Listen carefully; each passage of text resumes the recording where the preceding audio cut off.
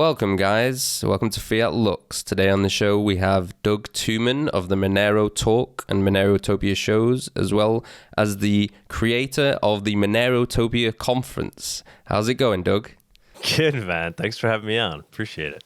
Yeah, I appreciate you coming. And I'm excited to talk about Monero community, all of that kind of stuff. I have to admit, I don't know a lot about Monero, so I'm a bit of a novice when it comes to this stuff. So you have to bear with me. But I am very interested in privacy, very interested in crypto and technology, and advancing society into a better place. And so, hopefully, I like to think that Monero is one of those tools that will advance us. So on that note, I'd like to start with something really basic. What is Monero? Good question, my man. Monero, my elevator pitch is Monero is the private, anonymous, untraceable version of Bitcoin. So it's true digital cash. Similar to Bitcoin, uses all the same basic blockchain technology. Was invented a few years after Bitcoin, and it was invented in response to Bitcoin in an effort to make it more cash-like.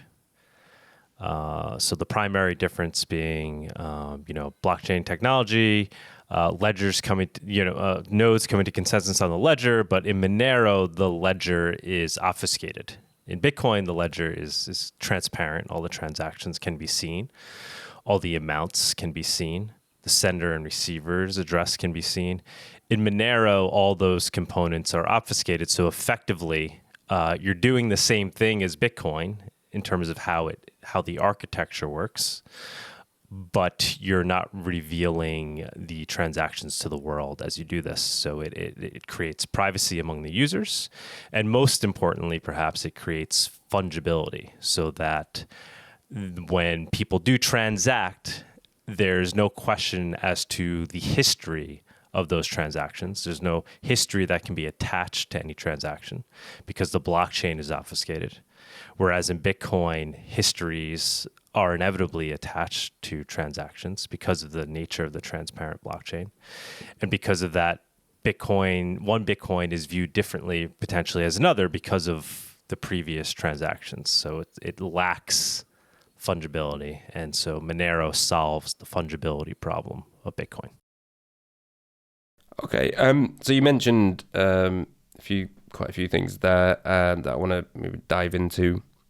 So you said true digital cash. Okay, and I guess maybe for people that are unaware, I suppose why is true digital cash important? And why did you call it true digital cash? I think maybe I'm aware of why you did that. I think because maybe it affords you some of the same benefits as actual, paper cash does, but it's just the digital version. But I guess what benefits does actual cash give you? And then, how is that like replicated in digital form? Yeah, great question. So, I mean, cash, as we all traditionally know it, is, it's a bearer asset that holds value, that people can transact peer to peer, right? In the real world, you're selling donuts. Your donuts cost whatever, $6. I could take $6 out of my pocket, transfer it to you. It goes from me directly to you. It didn't go through any bank. Didn't go through any third party, right? It's a bearer asset. It's like I gave you gold coins, right? Or I give you $6. And additionally, when that transaction happens, it's not broadcast to the entire world. It's just that transaction happening between you and I, right? Nobody else knows that happened. They don't know how much I sent. They don't know when I sent it. And so there is a lot of utility in having cash, right? It allows people to essentially communicate value in a free speech-like manner, right? Without surveillance or potentially censorship, right? Because if you're not going through a third party, if it's not going through some corporate server, or if it's not being monitored by the government, when that transaction is made, it's just between two people that have agreed to make it, and there's no third party that can influence it. And so we've become used to this concept, right? Cash is king, right? We're all used to transacting in this way. But as we transfer into the digital realm, which we're all kind of effectively here already, there's this belief that we're not, if cash is eliminated in the real world, that we'll have no way or no replacement in the digital. And so Monero is set out to solve that problem. Arguably, that's the problem that Bitcoin tried to solve. It's literally the title of the white paper, peer-to-peer digital cash system, right? And so Bitcoin and then Monero was invented for this purpose of solving that problem, of allowing people to transact peer-to-peer in digital form without any censorship or surveillance, essentially. So they could do cash-like things now on the internet. Yeah, I think, you're saying about this like transition and the cash is king. I feel like there's a bit of it's almost like a sleight of hand, because people aren't necessarily, either they're not aware or they're just not thinking about it. Maybe that's the same thing. But was kind of slowly moving into a cashless society, but it's kind of like this creep that we're moving into. And we starting kind to of happen pretty fast now, though, right?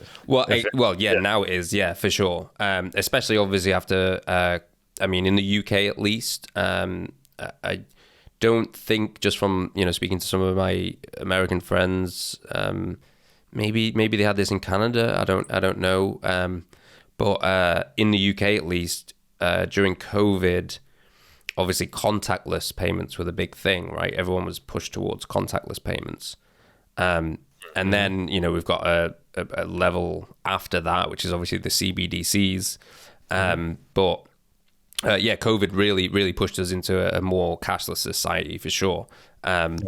Because essentially businesses, I guess they could transact. I don't think there was any laws that were saying that you have to use contactless, but I think it was definitely heavily incentivized, and there was obviously a feeling because of COVID that if you didn't do that, then that was a bad thing, right? So everyone felt like they were obliged, that owned a business, to I have to do contactless now because I'm not respecting the customer by doing that because I'm going to give them COVID or whatever, So there was justification basically, and so you're right. It accelerated pretty damn quick.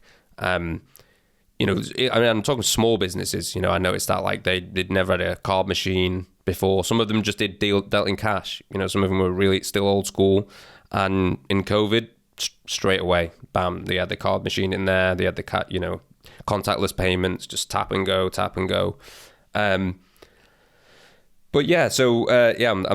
I feel like, maybe this conversation is more important than ever now because, as you say, it's accelerating and it'll hit us quick. And that's the issue. The scary thing is that once it's gone, it's gone. Once our freedoms are gone, once our privacy's gone, once we're being tracked, if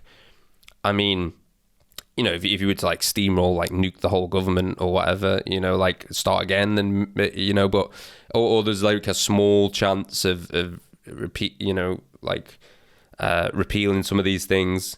But I think history shows that it's extreme. It's the biggest uphill battle that you can do, trying to get your rights back. It's not an easy task, right? Usually it's a revolution or a coup or whatever in a lot of cases. Well, that's really what this gets at, though, right? Because what makes it a dystopia is that you enter this realm of where there is no coming back, where you can't even revolt, right? Because they're taking away the means to do that. That's why it becomes a dystopia, story, right? So always historically, when governments got too powerful or certain groups, right, people can always get together and revolt.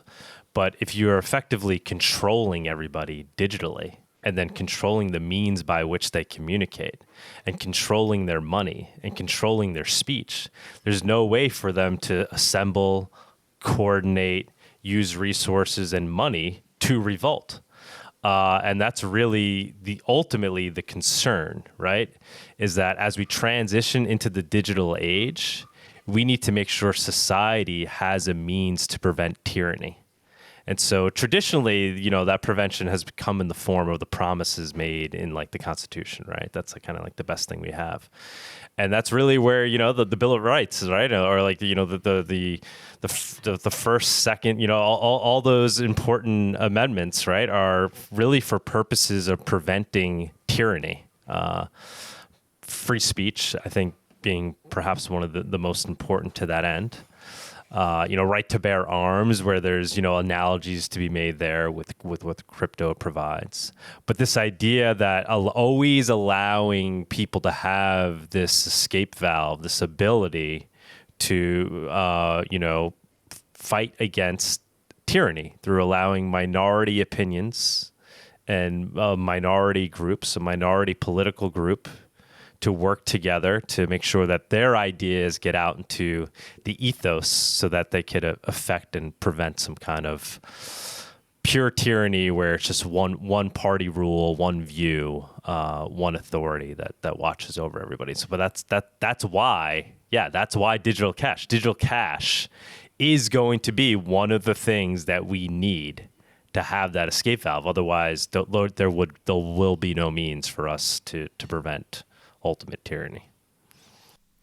Yeah, and just to go back to what you were saying about BTC or Bitcoin, one of the things, because you were talking about like fungibility, and one of the things that started happening, or it's been happening for a while now, is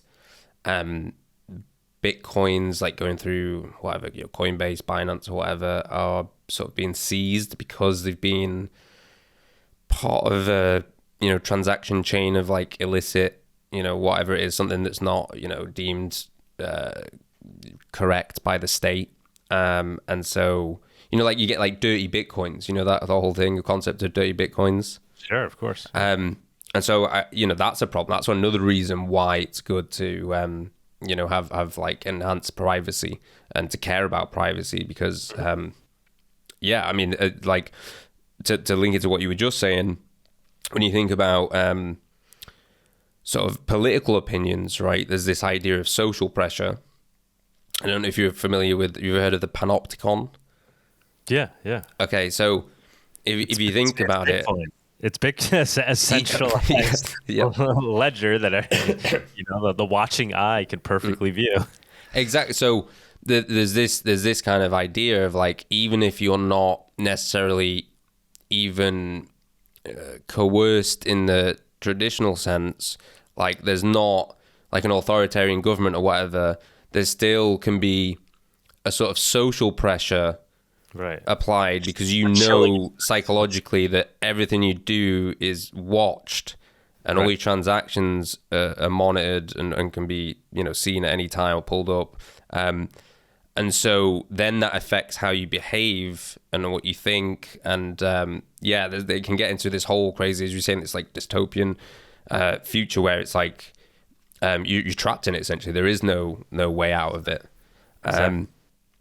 I also think, you know, when we talk about like our personal freedoms, I think this is something maybe that people don't think about when they think about, you know, like we were talking about true digital cash or even cash itself, right? The ability to refuse to be taxed.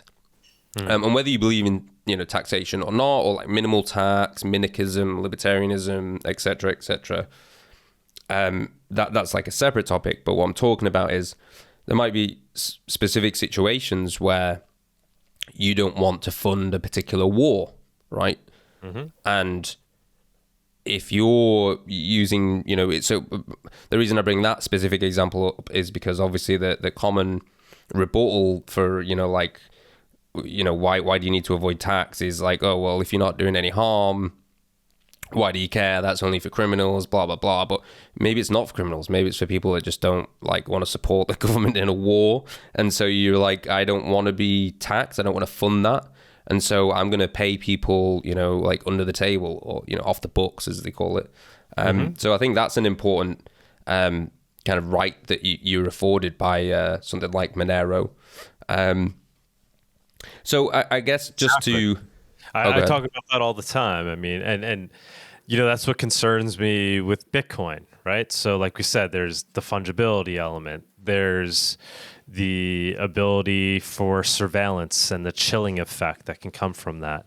But then there's, this idea of potentially being able to perfectly tax society because they're all sharing this one ledger that can be easily tracked and traced, right? And especially with enough resources can essentially be perfectly tracked and traced, and you can associate the users with that ledger with the payments they're being made there, and you could perfectly assess taxes and then also perfectly claim your taxes, right? Because you know who the people are, you know how much money they have, and you can come and tell, ask them for the money. And if they say no, well, you'd be like, well, it's right here on the ledger, or, oh, I lost my Bitcoin. I lost it in a boating accident. Okay. 2 weeks later, that Bitcoin moves. Now you're in jail, right? They're gonna come down, right? You said you didn't have your Bitcoin. We saw it move.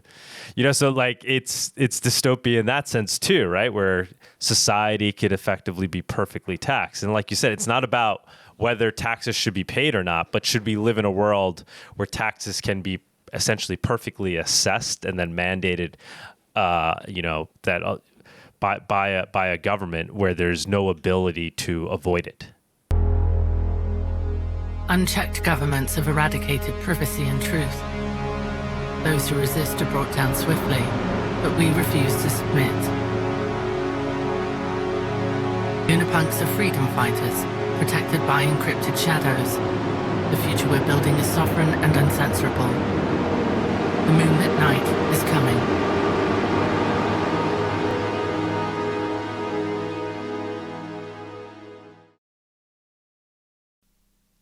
Yeah, no, I 100% I agree. Well, I guess that just gives me a chance to segue into Monero's privacy. So we're talking about tracking, and again, I admit I'm not an expert in Monero or even matters of privacy, I suppose. But I am aware of like some sort of vague criticisms of Monero, and is it what do they call it again? What's the count? Sorry, I forget the name. The anonymity set. I have heard some criticisms of the anonymity set. Do you have any response to that? Is there anything going on in Monero that's trying to be increased? Yeah. First thing I would say is anybody that's interested in this, check out MoneroTopia.com because we're going to be going into this stuff in great detail, right? So I think that's one of the another great feature of Monero is its community and the open source nature of the project, right? I don't think anybody's out here saying it's perfect and that we've solved things, but people are constantly questioning things and trying to fix them, right? So the issue you're talking about, the anonymity set, so that's one aspect of Monero. Monero uses 3 basic technologies to obfuscate the ledger, right? So the first one is confidential transactions, and that essentially obfuscates the amounts. And that's pure encryption. There's no concern about that aspect of Monero. That was actually invented by Bitcoiners. If you believe in the concept of encryption, then you should believe that, that essentially that can't be cracked unless there's, quantum computers or something that could overcome it. And then it doesn't get updated with some new version to be quantum resistant. But that's very tested and hard, and there's no concern there, right? That the amounts will be cracked. So there's people, the ledger is perfectly obfuscated in that respect in terms of seeing the amounts.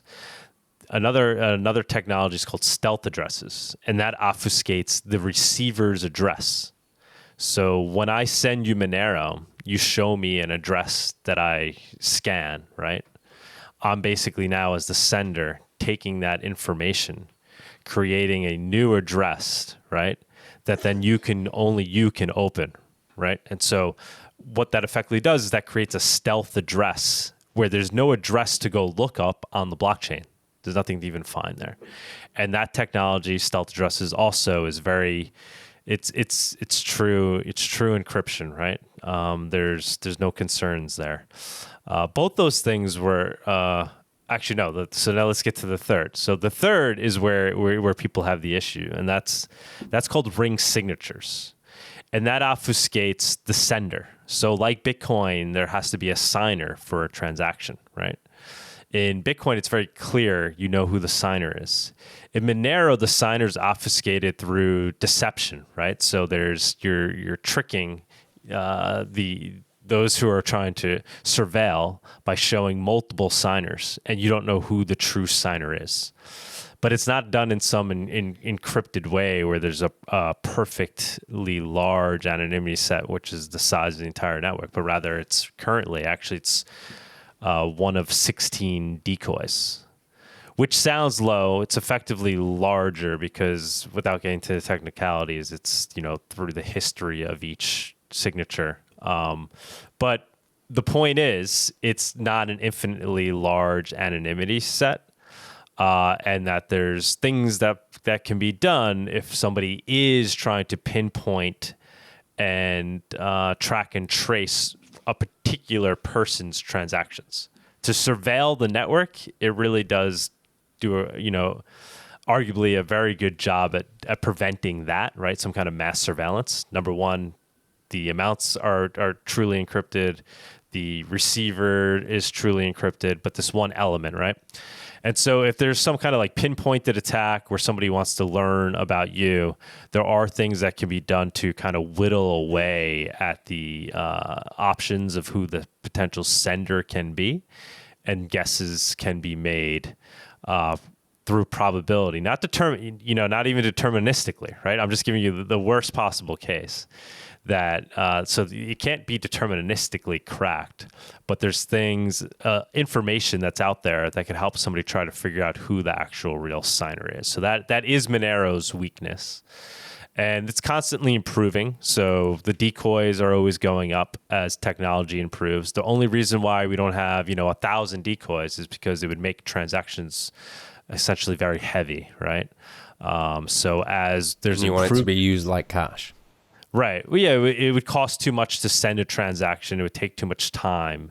It would require too much bandwidth, and it would require too much, hardware to essentially. So we have to scale that up slowly. And so that gets scaled up as we make breakthroughs in other components of Monero, allowing us to increase that anonymity set essentially, right, with the amount of decoys. And then there's other larger concepts that will likely be put in place where we'll completely eradicate the concept of a ring signature and replace it with something more grand, which is like true encryption, which is like being done in Zcash, right? They've implemented something that avoids the ring signature issue. And it's very likely that we'll see Monero move in that direction of full proofs and implement that. But see, the thing with Monero is it's kind of interesting that the approaches of the projects, right? So Zcash is like sitting back, was trying to create a perfect technology to then release, whereas Monero was trying to create digital cash today, right? And then scale up with the network as the network's being used and to improve it over time. And do it in a open way, right? Where it's an truly open source project. The community's involved. There's no corporation involved, right? Zcash has the Zcash Foundation. They've done some amazing things. They've created some amazing technology. But the ecosystem isn't as genuinely open source as Monero's is. And, those that really study this stuff closely realize that that's a big part of the value here, right? One of the reasons that Bitcoin is so impressive is the way it started, right? It started by Satoshi Nakamoto, The Immaculate Conception. Immaculate Conception, right? With a bunch of other nerds where it didn't have any value at the time. It was literally the value was them just nerding out and like obsessing about the technology where they're willing to make these sacrifices to build upon it. And it gained value from that, right? Out of Immaculate Conception, right? And so Monero has that Immaculate Conception story as well. It was invented in 2014, also by an anonymous group or a person, right? It was Nicholas Van Saberhagen. So NS instead of SN, instead of Satoshi Nakamoto, it was Nicholas Van Saberhagen. Some theorize that maybe some of the same people involved, in the Bitcoin white paper were involved in the crypto note white paper. So it's called crypto note.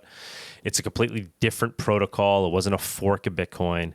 And when it was invented, they called out this shortcoming of Bitcoin. And they said, we're going to recreate it and we're going to change some things.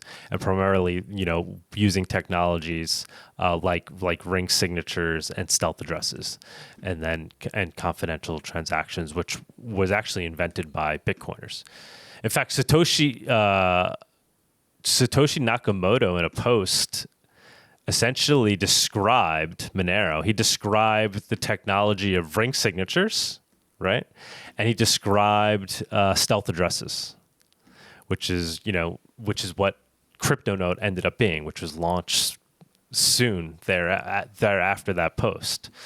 And so, Satoshi was fine with it, right? He was fine with ring signatures because that was the best tech at the time and trusted too, right? So that's one of the, the things that needs to be considered, right? Because you're working with a technology that needs to be trusted, right? And secure.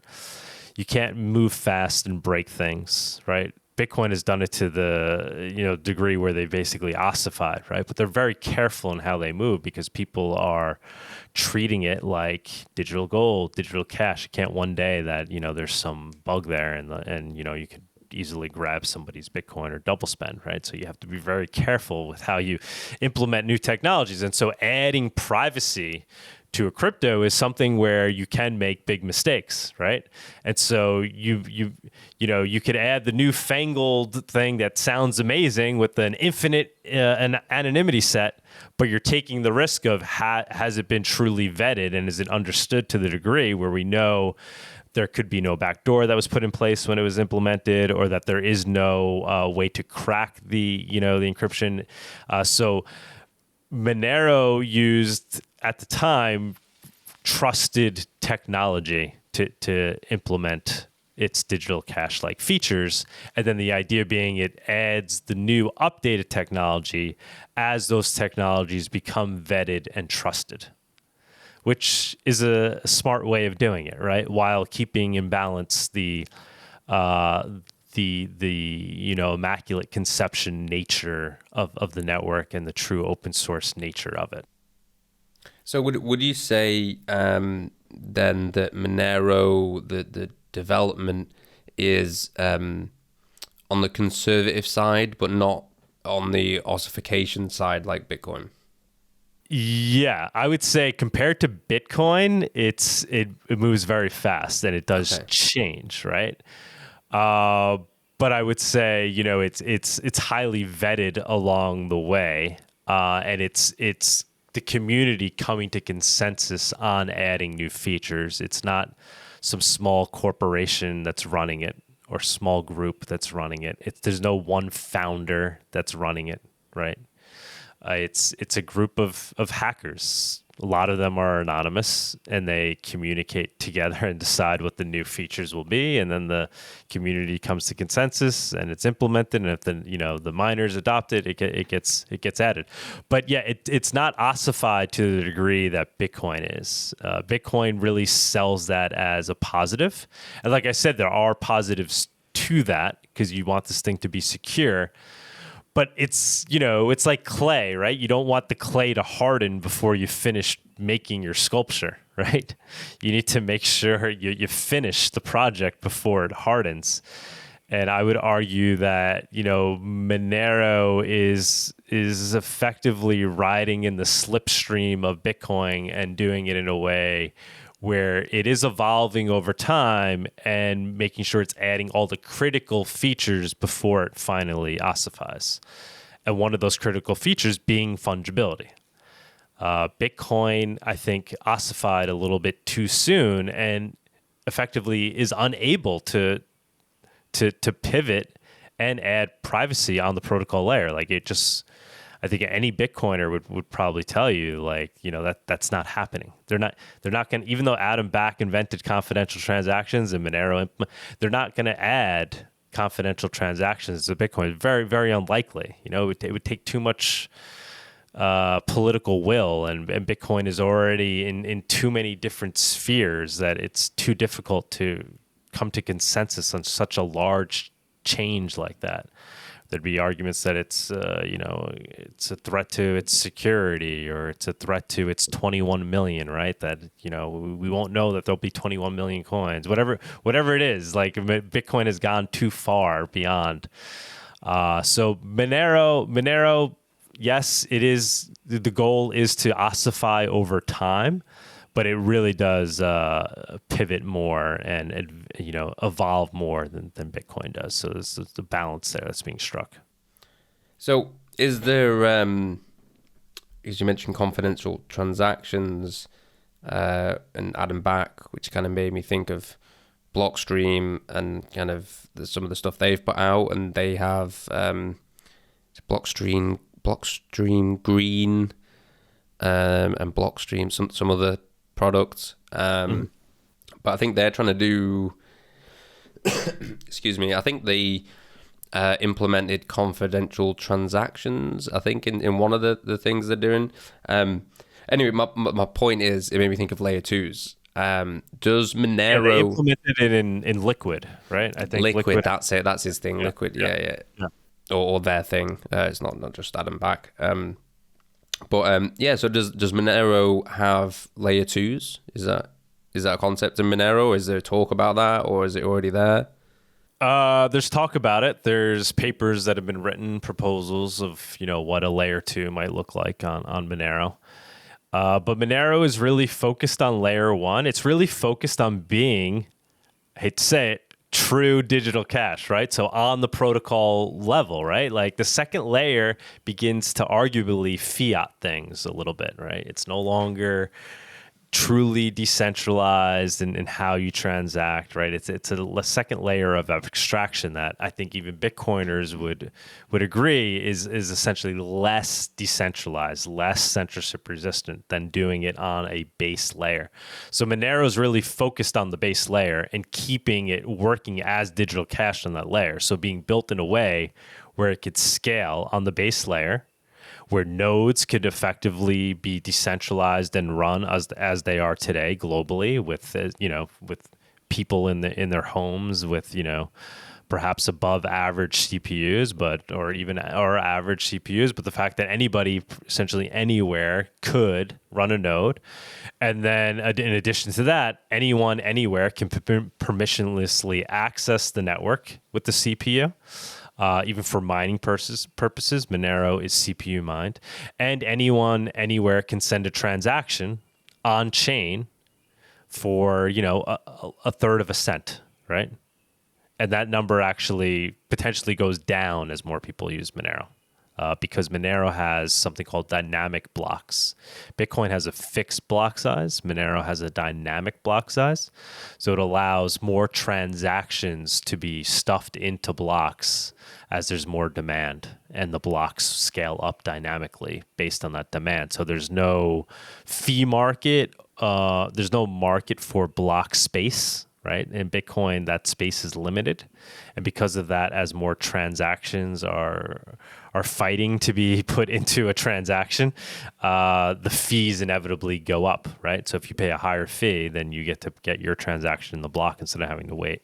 Monero doesn't have that problem. Its blocks just scale dynamically, and actually transaction fees go down over time. So Monero is really focused on that, right? Because it all ties into being true digital cash, because you want it to be private, fungible, cheap to send, and you want it to be truly censorship resistant and unconfiscatable, right? And all those things, for that to happen, that really needs to be happening on the base layer. And not that Monero doesn't want to add second layers, it will, but the hope is that it can get pretty far, right? We could get to Visa level exchange network on the base level, and then second layer, sure, and then maybe that becomes where other newfangled things are done on top of Monero. But yeah, there's no Lightning network currently on Monero. There's talks of it when we get to that point, but Monero's really focused on layer 1 right now, for sure. Okay. No, that's interesting. I mean, I guess in some way, I guess I see there's, because of the dynamic block size, there's less need for certain types of layer 2s and things. And it's already got the privacy, which is like, layer 2s. There are a lot of layer 2s out there for Bitcoin that add privacy, and so it's right. Or speed or lower fees. So it kind of seems like Monero's got that covered. So why mess with it? Why add more complexity to the system when that's that's not, you try not to do that. Essentially, you're trying to make it just simple but effective and efficient.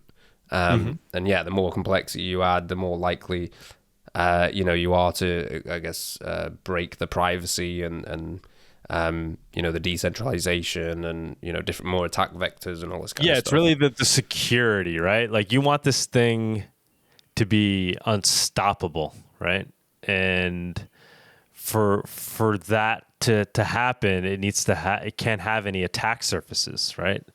Bitcoin's lack of privacy is an attack surface, right? Like we were talking about before. This gives governments the means to surveil transactions. It gives governments the means to potentially censor transactions by going to miners and asking them to do certain things, right? We don't want these transactions going through. These are all blacklisted. If transactions are, obfuscated, they can't do that, right? Bitcoin's mining is done with ASICs. Monero's is done with CPUs.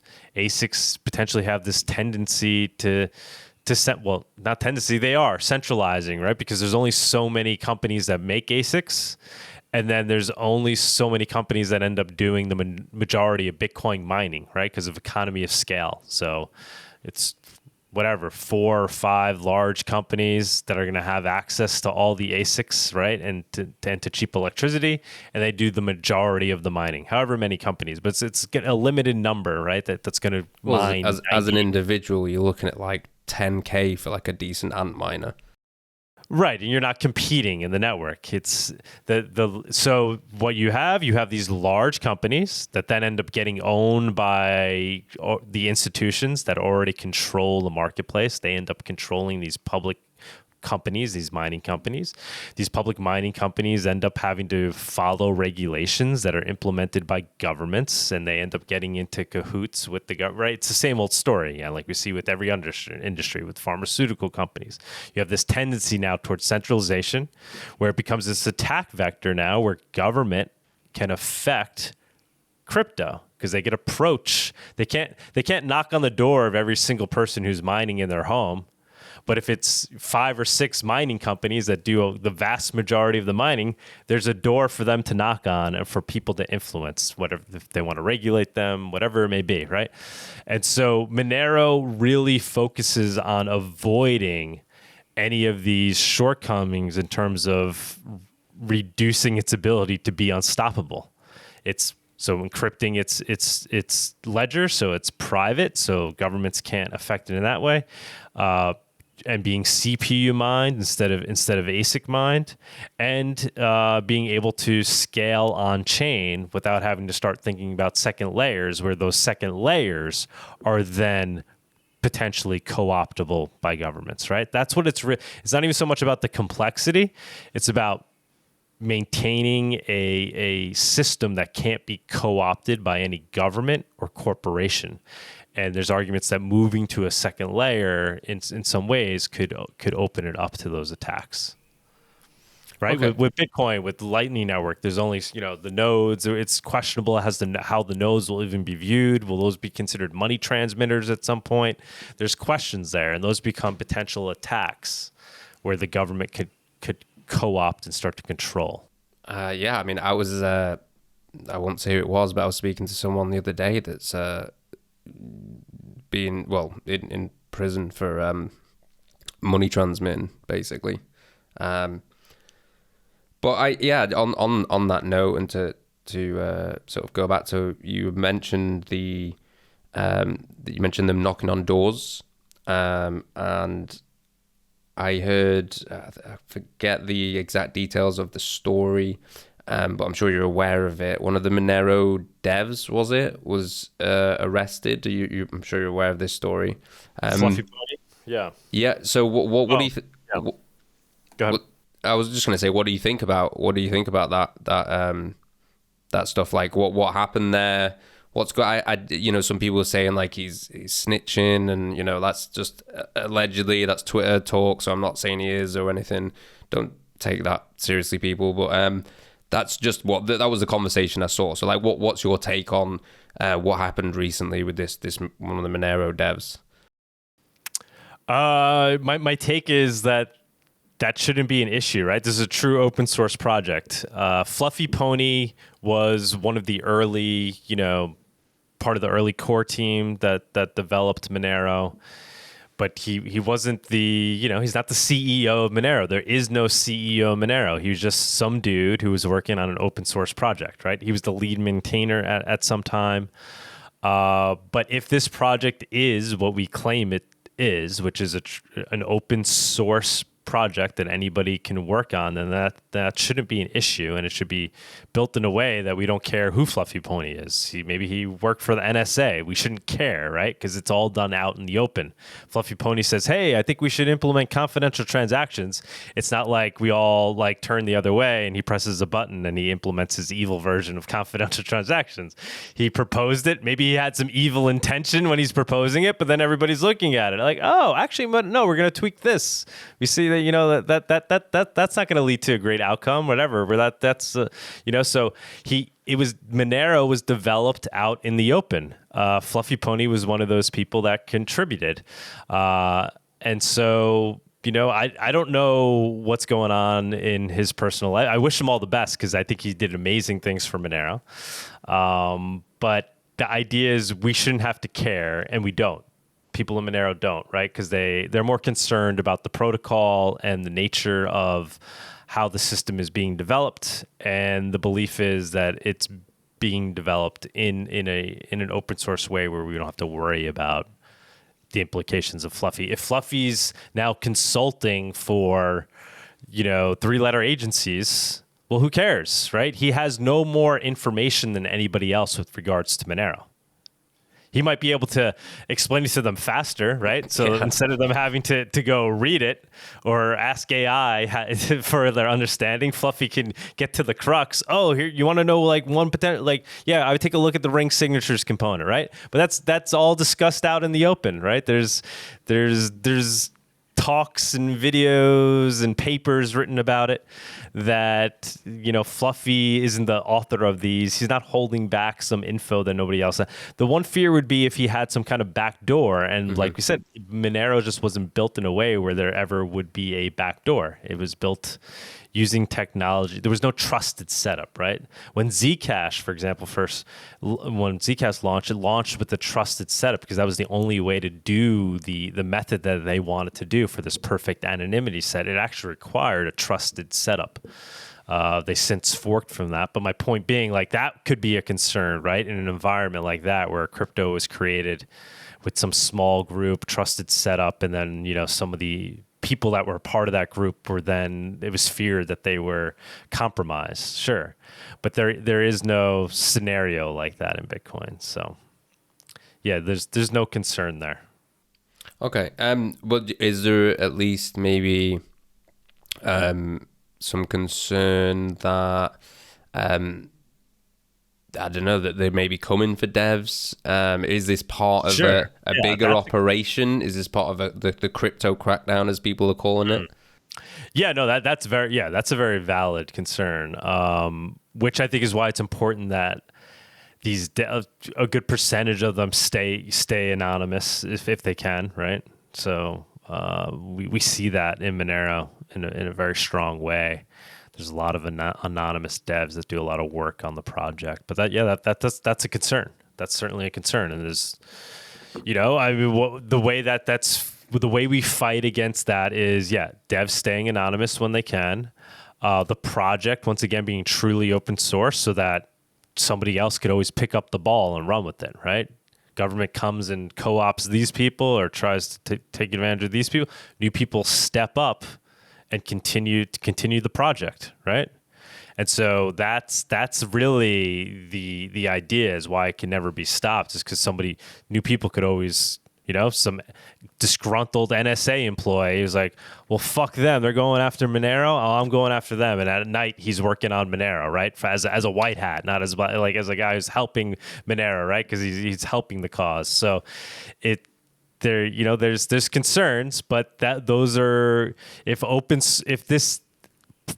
Monero is susceptible to that, Bitcoin is susceptible to that, any other crypto is susceptible to that, and then like crypto just doesn't work if we're concerned like that governments can somehow co-opt those that are developing it in a true open source project. But I don't see how it would be possible. You know, it just needs to be protections in how people go about developing, maintaining their anonymity if they can, and then putting it out there in a way where the architecture can always be accessed, right? So having ways where governments can't like shut down developers' access to the code. So things need to be put in place, and there's stop using GitHub only. Yeah, exactly. Stuff, yeah, and there's people working on that, trying to solve those issues. But ultimately, I think we're okay. I would bet. It would be my bet. Obviously I don't know, but that would be my bet. I think we are going to be okay, but obviously also that doesn't mean that we shouldn't push for certain things. But I think, like, you know, no, we should be vigilant, right? Yeah. Yeah. But I'm optimistic. Good will prevail, kind of thing. Because you know, I guess that going back to something we were talking about before the podcast, like, are we the good guys? You know, there's that question as well. But you know, I like to think we are the good guys. Or at least a large part of, at least the principles on which crypto is founded is like valuable and probably a good thing for society. And we should care about privacy, and we should care about, you know, global inclusion, you know, all the good things. I suppose, while we're on the sort of the principles and things, and you mentioned ZK, I guess one of the things, and also this involves the crypto crackdown and the regulations that are coming and things. I think in some ways, one of the things that I have seen about the Monero community and Monero, and that I like, and you just talked about, so like a lot of Monero being anon, or the devs being anon, is kind of the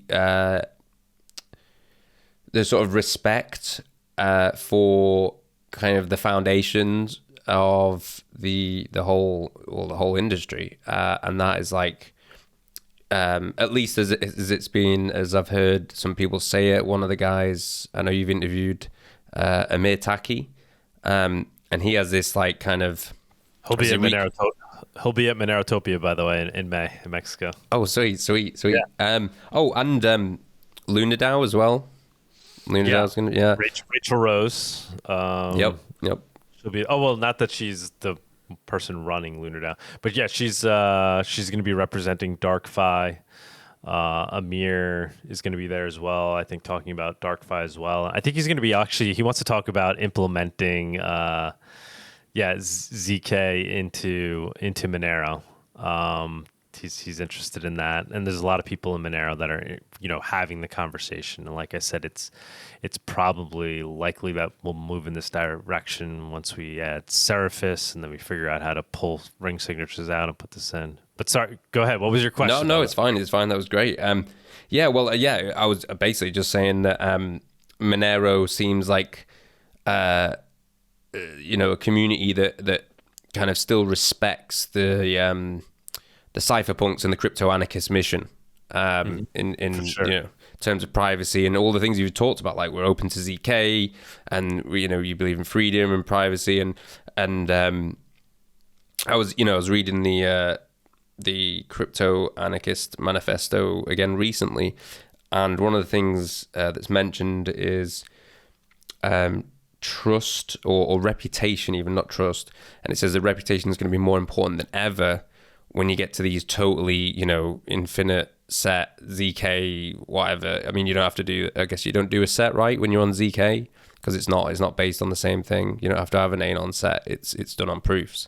And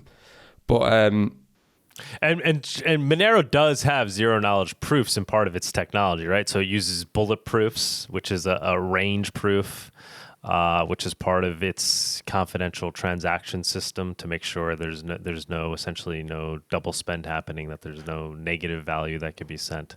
Just to be, because that it's kind of been, that term's been like kind of co-opted over like what, but Monero is not using full proofs for its sending, for obfuscating the sender. Well, yeah. And I mean, there's the co-opted the ZK thing now. There's like every project's like, we're zero knowledge, ZK EVM, ZK this, ZK that. And but Monero implemented bulletproofs years ago, right? It's not something that was like sexy and known in the industry. It was actually it was a big breakthrough for Monero. It added a lot of efficiency to its transactions for its range proof, and it. I forget it. Like, it dropped by like 80% in terms of like transaction size, like overnight. It was tremendous. Wow. But yeah, no, Monero is open to implementing the best whatever makes it more, resistant to being co-opted and allows it to maintain its true cash-like nature. Monero is on that mission for sure. And like I said, and even if it means that it can't ossify, right? Maybe Monero is going to have to kind of always upgrade on the protocol level. Maybe not, every year. Maybe it's every whatever. It eventually becomes every, 10 years. But for purposes of making sure that Monero stays ahead of those trying to attack it, it's going to have to upgrade, right? Because Bitcoin is a different animal. It's fundamentally transparent.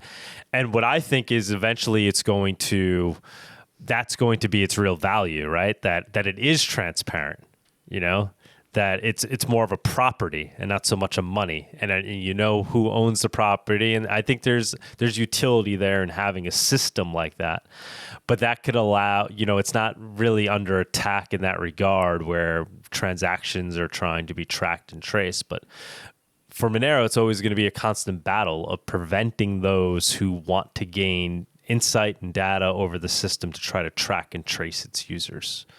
So I think we'll always see it evolve to some degree. You're going to have to, even after post zero knowledge proofs, there's always going to be something, right?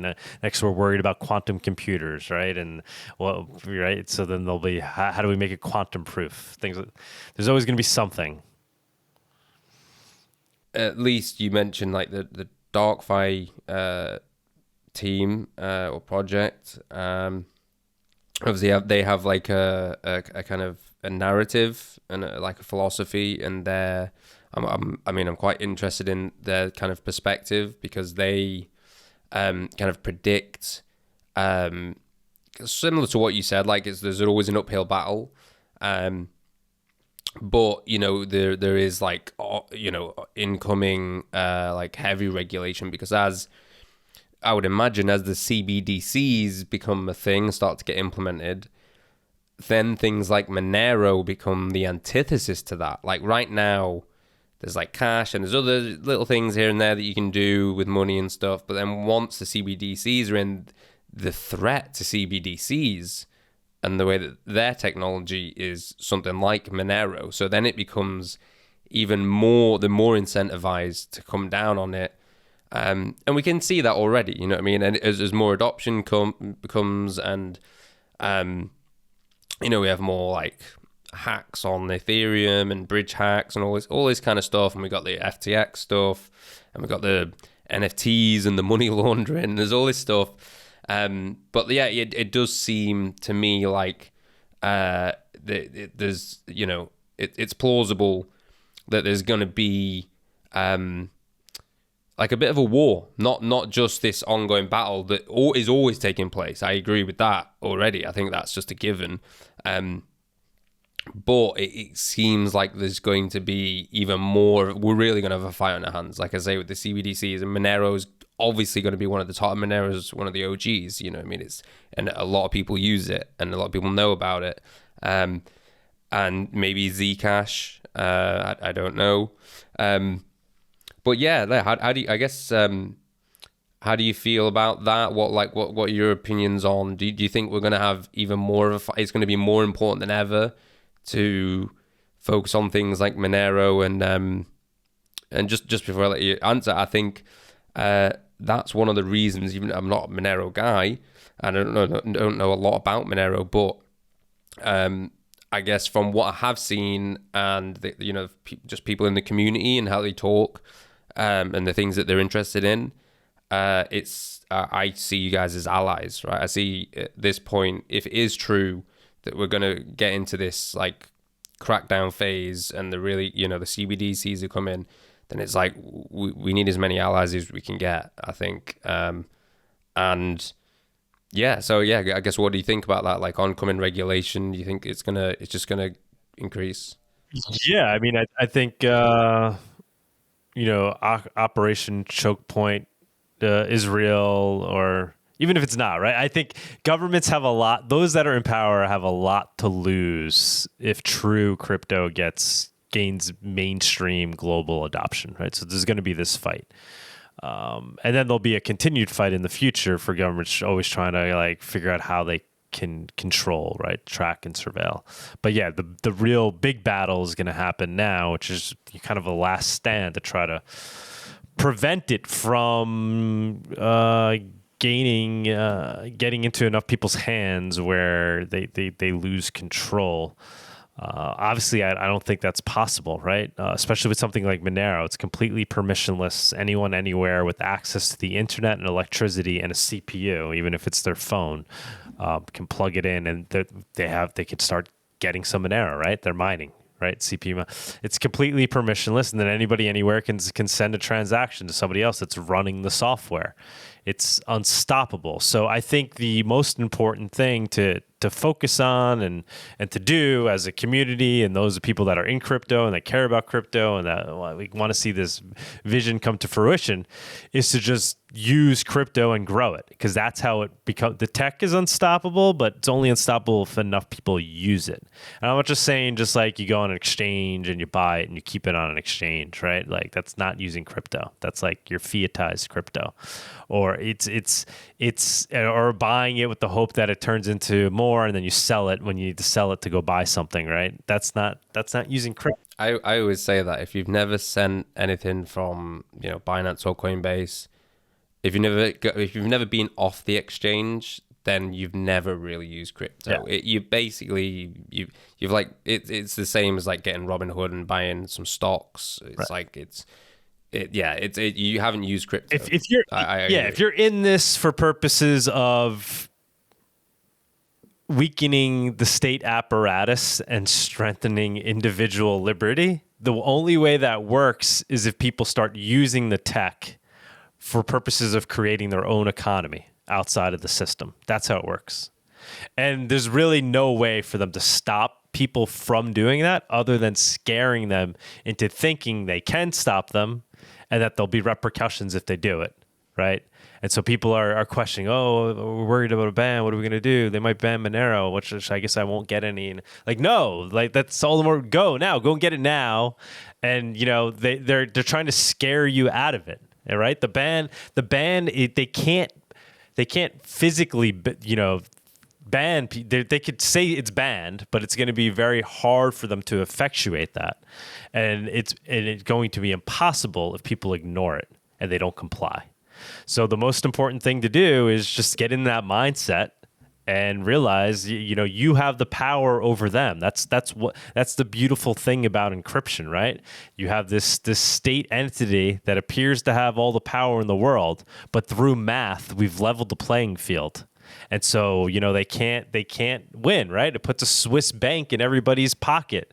But that's only going to work is if you actually put the Swiss bank in your pocket and you use it and you don't let them scare you into thinking that you can't. So we win if everybody does it. And so that's the message I'd put. That's like MoneroTopia more than anything else. That's the message it's always trying to send. Opt out of dystopia and into MoneroTopia. A big part of the conference is dedicated to that. So not just talking about the tech, but like, all right, now how do we build the economy? How do we build this parallel economy? You know, how do we get people together where, you know, people are, you know, whatever, hiring, you know, I'm in New York, I'm hiring a consultant to do coding for me in whatever, Iran, and I'm paying them in Monero. How do we build these ecosystems that creates this global economy outside of state control using true digital cash? And so it's not just about the tech, it's about building that economy. And then and then it can't be stopped. Yeah, no, 100%. But they're going to try, and they're going to try more, and there's going to be some scary times. But that's the point, right? They're going to try because they need to scare people out of it. So I agree. Yeah, and it's, you know, I think another. I guess there's another thing that sort of parallels the DarkFi vision of crypto. There's all too many people that aren't, you know, caring about this kind of stuff, and that are kind of, you know, I guess just being too either relaxed or naive. You know, I think like there's a lack of, like you say, vigilance, right? Like there's a lot of the kind of like solar punk Ethereum crowd that I guess like, you know, I don't hear him talk that much about like the state or anything. So maybe it's not even that like they are like statists or like they love the central banks or they love the Fed or whatever, but they're what do they call it, like tacit approval. It's almost like they're just going along to get along, and it's like, no, it's like naive optimism. They're always like, oh, everything's gonna be fine.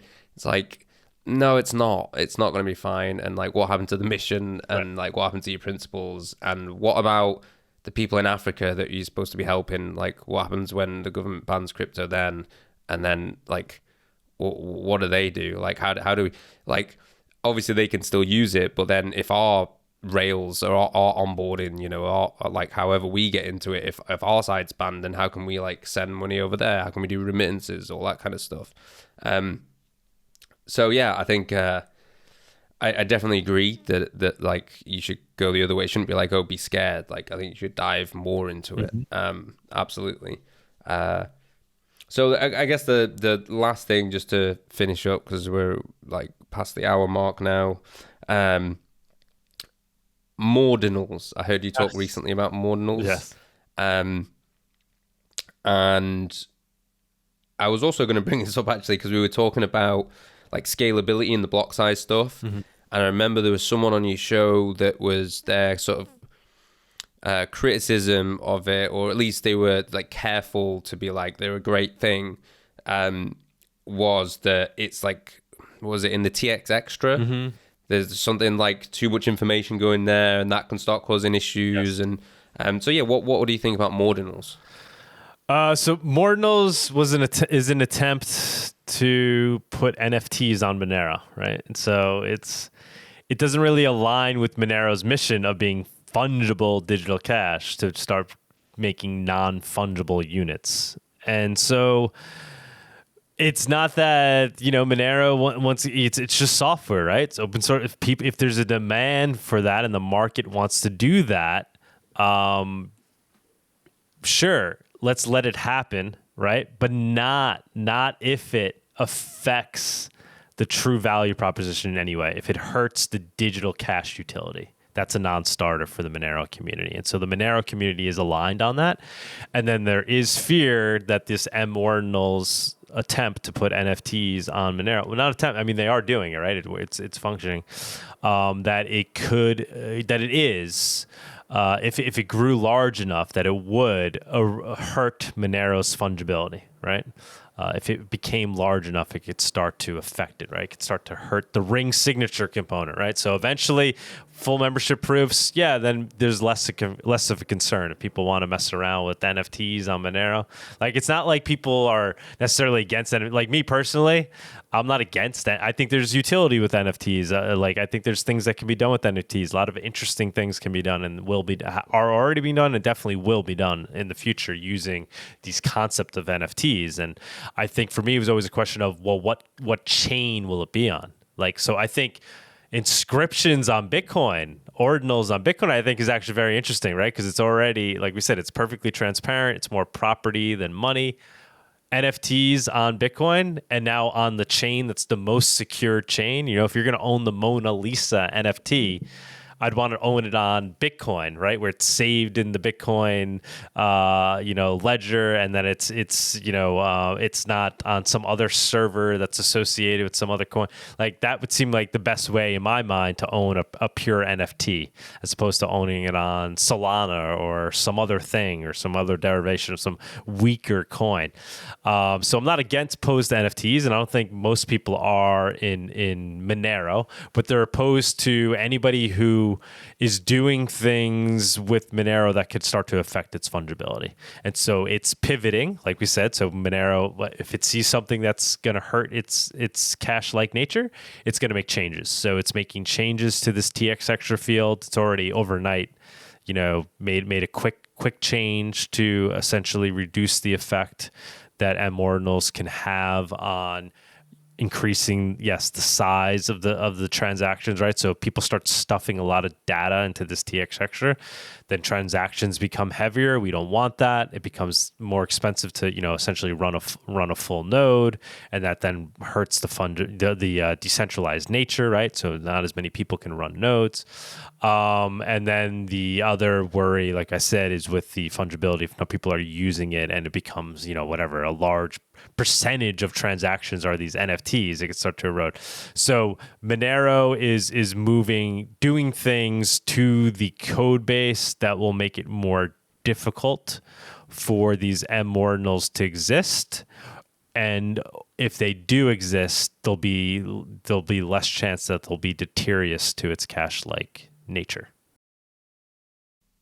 Okay, that was cool. That was a great explanation. So the last thing I want to ask, I guess, is there anything that you want to promote? Is there any topic you want to bring up? Anything at all that you want to talk about? I kind of like to give my guests the floor. You can just say whatever you want. Bring up whatever you want. And if there's nothing you particularly want to talk about, then obviously drop your links. Where can people find you, etc., etc. I would say a good point to make, if anything, for anybody who's like kind of just learning about Monero, maybe they're like a BTC maxi, right? Because there's a lot of those, right? Or they're into some other crypto. Is, if nothing more, if you don't see, if you see some flaws in Monero, or you don't see the importance of its privacy, right? Is to look at it as, if nothing more, as being a hedge to Bitcoin. I think it's well aligned to be a really good hedge to Bitcoin. Like you said, it's one of the big three in terms of how long it's been around, in terms of how long it's been coded, and it's very similar to Bitcoin, but it has like key differences that make it a good hedge. So Bitcoin is transparent, Monero is obfuscated. Bitcoin is ASIC mined. Monero is CPU mined. Bitcoin has fixed blocks. Monero has dynamics blocks. Bitcoin has a fixed hard cap of 21 million. Monero has a tail emission. We didn't even get into that, but arguably that gives it more security, right? We don't know what's going to happen when Bitcoin hits its 21 million cap as to whether or not miners will still be incentivized enough to mine, right? Because they're no longer be getting block rewards, just transaction fees, but all the transaction fees are going to be happening on the second layer. So Monero built to scale on the first layer. It has tail emission, and Monero uses a different elliptic curve than Bitcoin's. Arguably, potentially more secure. You could do the research on that. But the idea is it is different. It's not the same as Bitcoin's. And Monero, pivots more and evolves over time versus Bitcoin, which is ossified. So if nothing more, I would say, look at it as a hedge to Bitcoin, right? But both of these things trying to be unstoppable means of transacting value. And Monero does a couple different things in key ways. And then, the promo thing I like to throw out there is MoneroTopia. So we're working hard on that. Sunita and I, we did our first conference last year in Miami. It was a great success. We did that one alongside Bitcoin, because we thought it would be good to do because we could get people to come over to our conference. But then we realized pretty much everybody that went to MoneroTopia didn't even go to the Bitcoin conference. They came in for our conference. So we're like, all right, well, why are we going to stick around and be Bitcoin's little brother over here? We might as well just do it wherever we want. So this year we're doing it in Mexico City, which I think is a lot more accessible than Miami. It's cheaper too once you get down there. A lot of people outside of the States, they don't necessarily want to get a visa or can't get a visa to come into the US. So we're doing it in Mexico City. It's going to be a 3-day conference. The first one was 1 day, and it's going to be like I said before, it's really going to be a festival of digital cash on a technological level, where we really go into the tech. We have a lot of devs that are going to be there presenting different components of Monero and talking about its future. We have other privacy tech projects that are going to be presenting, so openly weighing different ideas. Oh, look what this project's doing versus what Monero's doing. Are there things we can learn from them? And then focusing on just building out this economy, right? So we have people there who are going to be talking about agorism, people there talking about the different tools and systems that can be used for people to start building this parallel economy outside of state control. We're even going to have a marketplace there where people can spend their Monero. We incorporate it into the conference. We have a marketplace of local Mexico City vendors that we've onboarding all of them to Monero. So for the 3 days you're there, you can buy your tacos there and your tequila and presents you want to bring home. And so that's MoneroTopia. It's MoneroTopia.com. It's May 5th, 6th, and 7th. Tickets are super cheap. It's like $100. I think I go to the Bitcoin conference now. I don't even want it. It's like $700 or something. It's $100. If you can't make it in person, we've added a virtual conference ticket, which is also $100 because we'd rather you come down there in person. But if you can't, you could buy that. And there's a bunch of discount codes that are libertarian. I think is one of them that we made. So that's 20% off if you put in libertarian. You get 20% off the ticket. And if you want to reach out, MoneroTopia at protonmail.com. If you have a question about the conference, maybe you want to come and vend. If you want to come and, I would say come and present, but we have way too many presenters at this point. We have 2 stages. We have one stage that's going to be people that are presenting remotely, and then we have a second stage for the in-person presentations. And it's just going to be amazing. We have Peter Todd just hit me up. He said he'll participate. He's a big old school Bitcoiner. We got him to come down. I can start naming people. There's a lot. We have, like I said, Amir Taki. We have a lot of people, not just like Monero people, kind of people that are part of the site original Bitcoin cypherpunk vibe that are going to be involved as well. So MoneroTopia.com. That's the thing I want to get out there, man. That was great, and we'll obviously put all the links in the description below, guys. So go down there, and $100. That's a great price. And I Yeah, should guys, say too, I'm not making any money. That was the honest thing. I actually think 100, like, I don't get free tickets or anything. So, like, no, but that sounded actually really cool.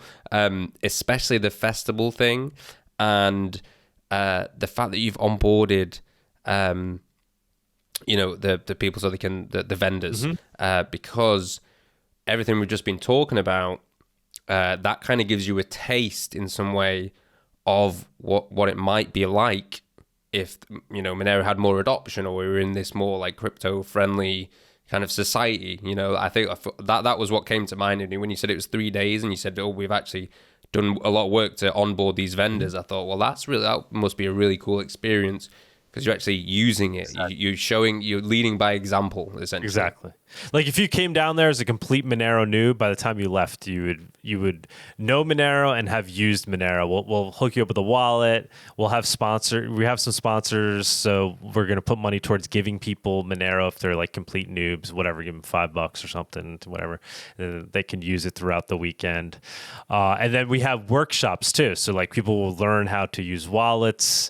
They'll learn how to run a full node. They'll learn how to mine if they want to. So it's very practical, right? It's not just about, what's the price of Monero? What do you think the price of Monero is going to be in a year from now? No, we're talking about the tech and like getting to work with building the economy that's going to be using it. Brilliant. That's what I like to hear. Okay, well, guys, it's been a great episode. Thank you, Doug, for coming. Cheers. A lot. This has been a great conversation. I really enjoyed it. Obviously, like I said, everyone check out links below. We're going to put links to MoneroTopia, where you can get your tickets. And yeah, this has been Fiat Lux with Doug Tuman of MoneroTalk. And cheers, man. Thank you.